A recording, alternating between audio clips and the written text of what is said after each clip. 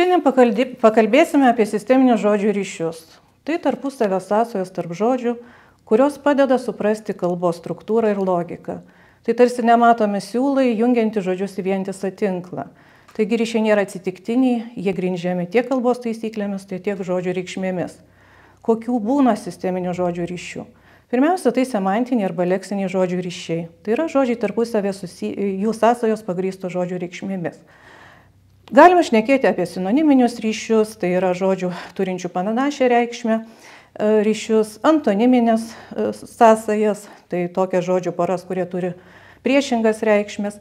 Na ir hiperonimijos ir hiponimijos santykius, tai yra mes turime žodžius, kurie yra vartojami platesnėmis reikšminėmis arba apima platesnės, bendresnės sąvokas ir turime žodžius, kurie yra konkretesni.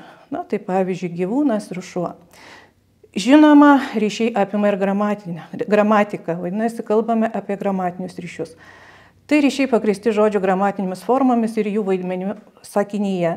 Ir tada turime atkreipti dėmesį tiek į giminę, tiek į skaičių ir linksnį, ir ypač į sintaksinius ryšius.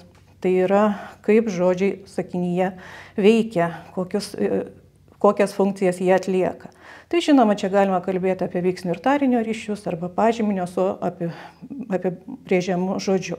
Na ir galiausiai noriu aptarti asociatyvinius ryšius.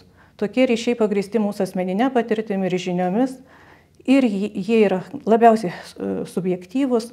Pavyzdžiui, kalbėdami apie vasarą mes galvojame apie šilumą, saulę, atostogas, o kalbėdami apie kavą galime šitą situaciją interpretuoti įvairiai. Kava gali būti mums ramybės simbolis, bet kava gali būti ir streso malšinimo arba darbo pradžios simbolis.